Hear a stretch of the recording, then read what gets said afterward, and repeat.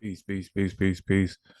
Welcome to episode 15 of the Mixed Metals Podcast. I'm your humble, gracious host, Daquan Bynum, aka Hard to Find on all of my gaming handles. Um, Assalamu alaikum to all the believers. We are on the eve of Ramadan. Um, I pray that Allah takes care of all of you and accepts all of your fast and your prayer during this time. Um, so my last episode that I recorded was I want to say the day of the Super Bowl. And if you know that to know me is to know that I'm a 49ers fan. And to know that I'm a 49ers fan is to know that I was heartbroken on that day. Uh, very, very close to a victory, but that's a team that's a never say die team. And um, you see what happens when you can never discount or discredit the heart of a champion, and they deserve to win, and through all the triumph and through all the turmoil, and this was supposed to have been a down season for the Chiefs, but they prevailed, they came through.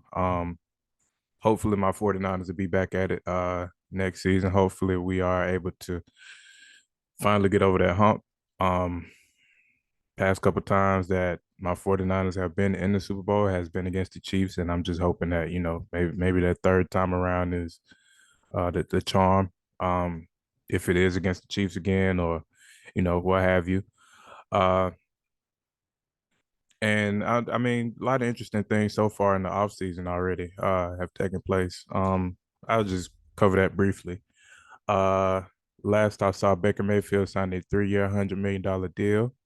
Um, the Patriots traded Mac Jones to the Jaguars, which is kind of is news. I don't know whether to classify it under big news or not so much, because Jaguars have a starting QB, um, in Trevor Lawrence. I don't think that they would ever stray away from him unless uh it's probably just a security blanket for injury or anything like that.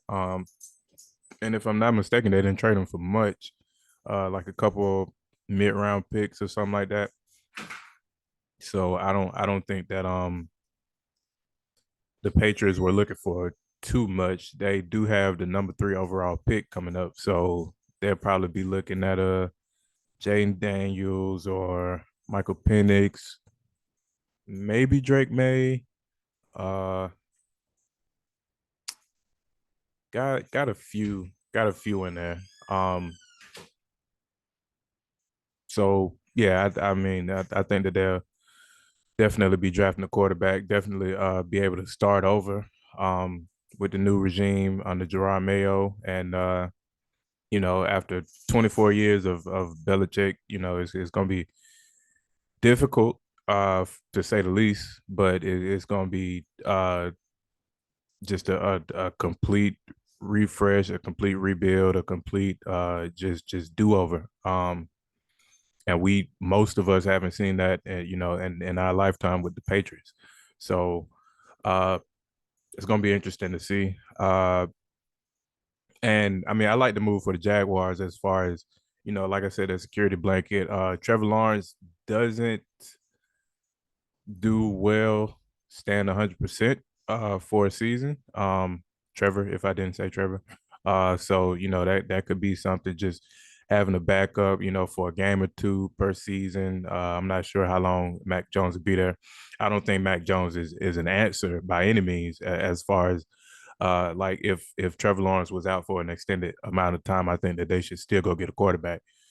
Um, but other than that, I think it's just a small bit of insurance for them, if anything.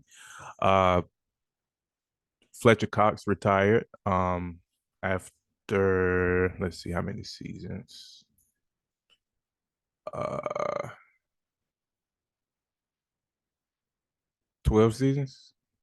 12 seasons in the NFL.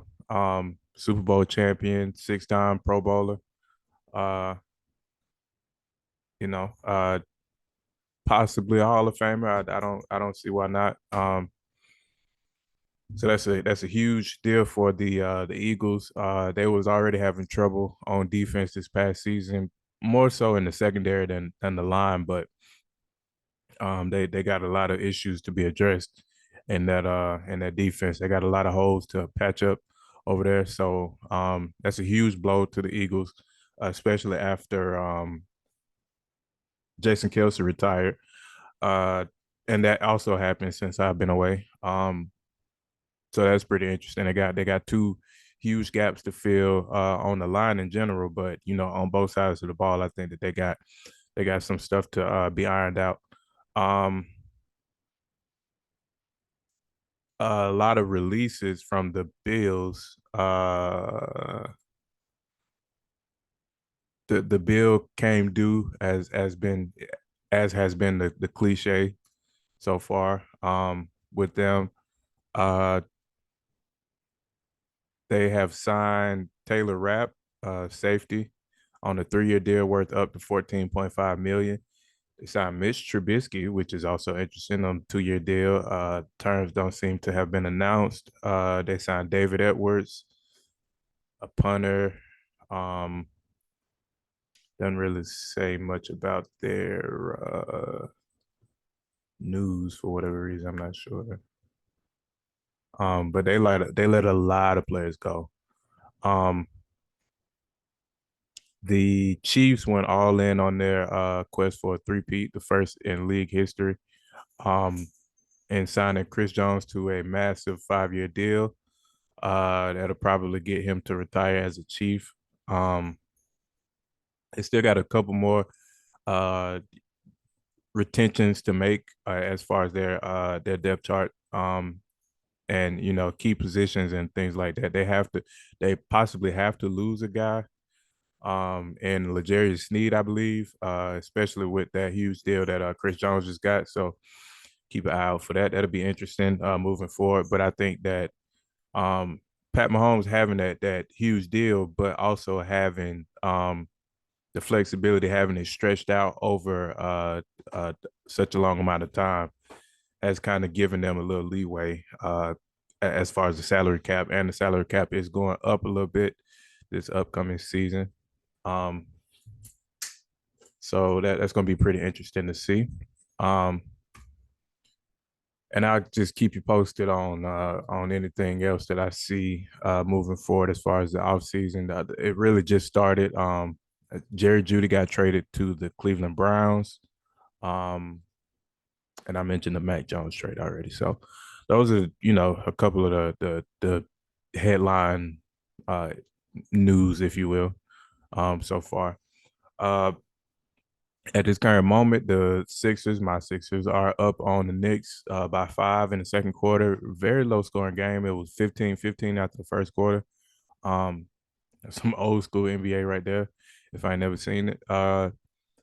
Luca has made some NBA history by hitting 6 straight 30-point triple doubles. Um, Now, when I was betting on him, these were nowhere to be found. But since I stopped, he's been on the tear.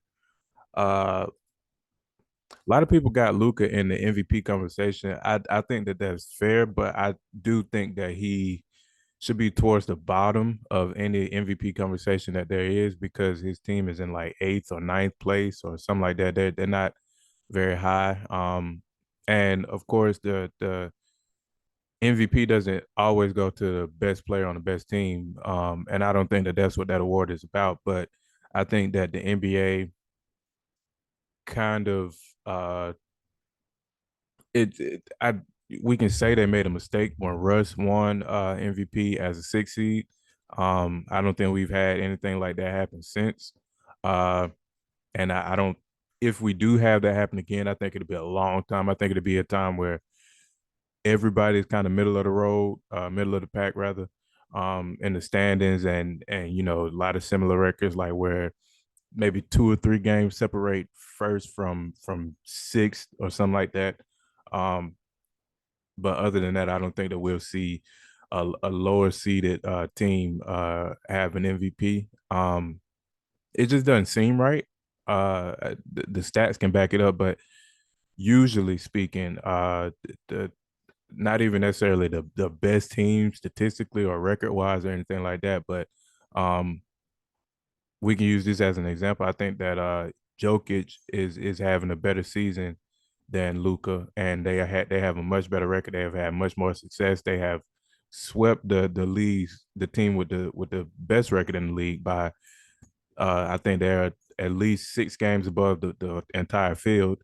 Um, and they seem to play their best ball when the lights are the brightest. So I think that you know, it I think that Luca has I think that Luca's case is for bottom of the pack as far as MVP conversations. I think that, he deserves to be in the MVP conversation, but at the same time, I think that um his play style hasn't necessarily solicited league leader and or MVP favorite or front runner so far. Uh since I've been away as well, LeBron has become the first NBA player to reach 40,000 points, career points. He's pushing this record to points that I don't think will, at least in my lifetime, I don't think will ever be reached again. Um, any of the mega stars today or any of the young stars today, they will have to do astronomical numbers for a sustained amount of time, for a consistent amount of time, and for a long amount of time, um, in order to even get close. Um, Also, to know me is to know that LeBron is my favorite player of all time. Um, and I do think that he's the greatest player of all time. And I think that there's a difference between it, because it's just like the Tom Brady conversation. Do I think that Tom Brady is the best football player of all time? No. I think that Tom Brady is the greatest winner of all time. Um, I already think that it's kind of tough to judge team sports for individual goats, if you will.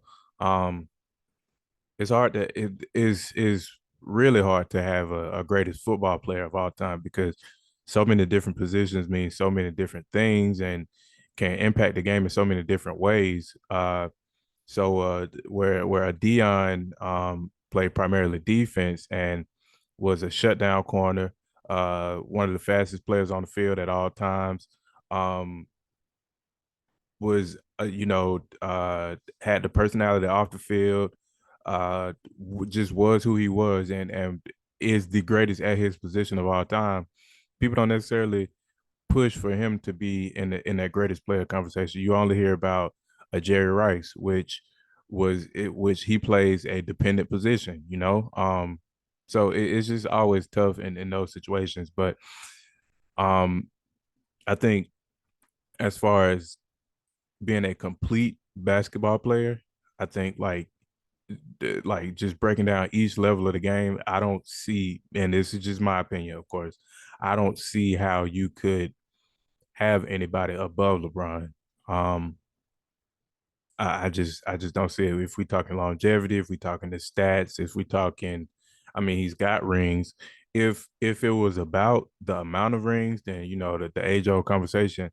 Then give it to Kareem, give it to Bill Russell, um, give it to Bruce Bowen, or what's his name, Robert Ory. It's just so many, and the Bruce Bowen was obviously sarcasm, but it's just so many players that have won and that have won multiple championships that don't get the same regard in those GOAT conversations. But then when it comes to those GOAT conversations and you do pin, one against another, then it only comes down to rings. And I don't understand how it's so easily like how the goalpost is so easily movable in those situations. I don't understand that. I never will understand that. And I know that I'm a product of my era. I was born in 93. Um I was actually born 90 93. I was born 31 years and 1 week ago today. Um and I am aware that I'm me being a 31-year-old and LeBron being 39, he's basically all I've seen, or at least most of what I've seen in my lifetime. But I think that the competition is bigger, faster, stronger. And I think that it's only getting more so that way. And so I think that when you bring those conversations into I just think that if we're talking resumes, I think if LeBron was to submit his resume and Michael Jordan was to submit his resume, I think that they would both be considered, obviously. But I do think that where Michael Jordan has had, the individual success, he's gotten the employee of the months and those kind of things. I think that LeBron helping the overall company um become a billionaire enterprise uh bodes better for me as a fan of the product, as a fan of the art. So that's just my opinion. So yeah, we can move on from that. um Steph Curry has ankle sprain has been revealed. He will be reevaluated Tuesday. um if there's any injury that Steph Curry has had over the course of his career, it's been with his ankles, with just lower leg injuries in general. Um, Hate to see it, especially with him kind of being the only bright spot on this team so far this season. They have come alive as of late, but there's just Steph has just been uh, the most consistent positive uh story going this season for the Warriors, because they've been up and down. I do think that we have seen their ceiling in the season, and I think that that's when the team's ceiling is exposed during the regular season, I think that that's a first round exit or a uh bouncing in the play in tournament. I think that play in tournament, perhaps one win or maybe a game or two in the first round, but I don't think that they get past that. And they truth be told, they can make me eat my words. I doubt it. I do not see that happening. But um, it's just I think we've seen the best of this Warriors team as constantly as presently constructed, and maybe we can get a little push out of Chris Paul, one last push or something like that, because he's just coming back from injury not too long ago. So yeah, we'll see what happens, but I think that this is definitely the last hurrah uh, for those Warriors. Kawhi and Paul George sat for their game today. I think they were. This is the second game of a back to back, and and Tyronn Lue definitely complained about the schedule. Um, and he stated that he's looking forward to next season and beyond, where they have their own arena, and they don't have to necessarily schedule around the Academy Awards and those kind of things. Um, so he's looking forward to that. He's looking forward to not having to um, worry about the back to backs and those kind of things. I was reading the article and it said that this is probably certainly the last time that they will have to worry about such a snafu in the schedule. Um, so I'm sure that they are looking forward to that. I'm looking forward to the Clippers being in a separate stadium than the Lakers, I think that that's going to be pretty cool. To see the separate fan bases, because usually when it's a Lakers Clippers game, it's mostly Lakers fans in the stands, and that's kind of how it just will have always been. Had the Clippers stayed there, I'm glad that Steve Ballmer is getting their own place. They're getting a state of the art $1 billion arena, and I look forward to seeing it. I look forward to just seeing the team separate in that regard. I'm looking forward to a lot of things with expansion with the NBA in general. LeBron has mentioned, his old news, of course, but LeBron has mentioned uh, the desire to own a team in Vegas. I think that'll be dope. Um, I think that if they are to expand, of course, they will have to expand by at least two. And I think that it'll be dope to see Seattle with a team, perhaps. Um, I mean, just a lot of exciting things coming NBA wise. That is not the All Star game. They may have to do away with All Star Weekend or something, or make it count for something different or something. Because that's another thing that happened since I've been away. Um, All Star Weekend was a train wreck. Um, it was a miserable experience. I don't wish that on anybody having to watch that. Of course, I didn't have to watch it, but uh, it was just it was an abomination. And I hope that the players take it more seriously. And I've seen it in my lifetime be go from being a serious game to it's always been an exhibition, but for like the players' attitudes towards it has just shifted so dramatically, and I don't understand why. I don't know what's the cause, or the risk of injury, this, that, and the third. I understand that, but at the same time, these people pay good money to come out there and see these athletes play, and sometimes this could be the only time where a fan is able to to shell out their money, or get that day off, or whatever. And because if we think about it, at the foundation of all this, sports are nothing without the fans, realistically. And I don't think that, especially younger players, I think that they have a hard time, realizing that. I think that, when you because I mean they're getting paid millions and millions of dollars regardless, and the amount of money that they get paid to win or lose the All Star game is trivial to them. It's for a lot of players, it's not even a full game check.